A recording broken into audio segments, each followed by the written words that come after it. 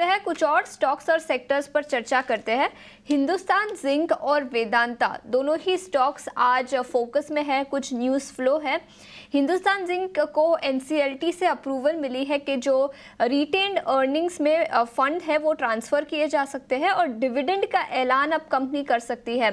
Brokerages का मानना है कि इसके चलते करीब 25 रुपए प्रति शेयर का डिविडेंड का ऐलान कंपनी कर सकती है अगर पूरा अमाउंट कंपनी डिविडेंड डिक्लेरेशन के लिए इस्तेमाल करती है तो। याद रखें, वेदांता का 65% स्टेक है हिंदुस्तान जिंक में और इसी के चलते करीब 6,400 करोड़ वेदांता को भी मिल सकते हैं। तो इस न्यूज़ फ्लो के चलते दोनों ही स्टॉक्स फोकस में है। मेटल शेयरों में ज़्यादा कुछ चमक तो नहीं है, लेकिन वेदांता और हिंदुस्तान जिंक, अमोल आपसे राय लेना चाहूंगी, दोनों स्टॉक्स पर क्या राय बनेगी?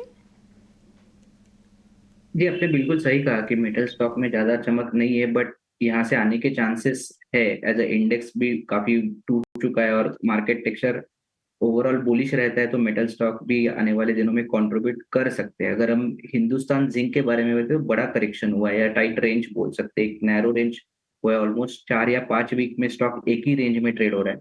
फिलहाल तो मैं अगर मूविंग एवरेज के साथ जाता हूँ तो 50 डे सिंपल मूविंग एवरेज के यहाँ पे स्टॉक ट्रेड हो रहा है।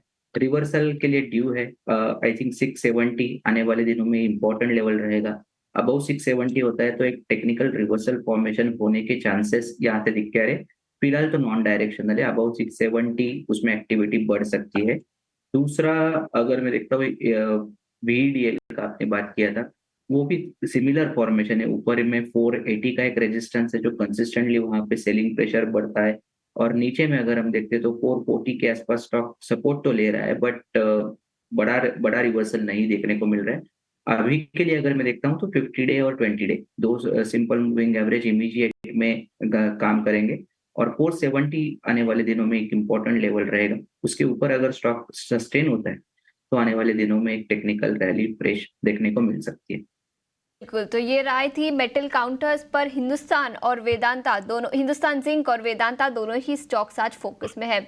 उसी बीच स्वराज इंजन्स के नतीजे आए हैं, उस पर भी नजर डाल लेते हैं। स्टॉक में पिछले कुछ मिनटों में शार्प स्पाइक दिखा है, 9% की तेजी इस स्टॉक पर दिखी है। नतीजों की बात करें तो रेवेन्यूज 418 करोड़ पे आए हैं। ईयर ऑन ईयर बेसिस पर करीब 4.5 से 5% का ग्रोथ है।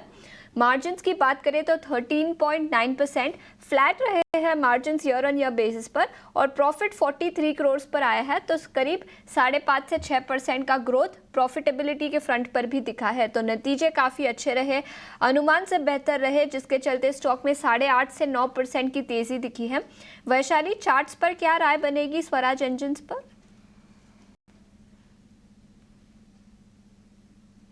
तो Swaraj engines I think already एक ट्रेंड में जरूर आ चुका है और नियर टर्म जो कंसोलिडेशन हुआ था उसमें भी ब्रेकआउट आ चुका है। सो एज लॉन्ग एज ये स्टॉक 3,050 के ऊपर सस्टेन करता है, इसमें एक रीगेन स्ट्रेंथ दिख रही है और ये स्टॉक इन ऑल लाइकलीहुड 3200 की तरफ भी जा सकता है। सो 3050 के सपोर्ट के साथ ये पॉजिटिव व्यू है, 3200 का नियर टर्म टारगेट। राय थी स्वराज इंजन्स पर। अच्छे नतीजों के चलते स्टॉक में अपमूव दिखा और चार्ट्स पर देखें तो उस पर भी नजरिया पॉजिटिव है। आगे बढ़ते हैं और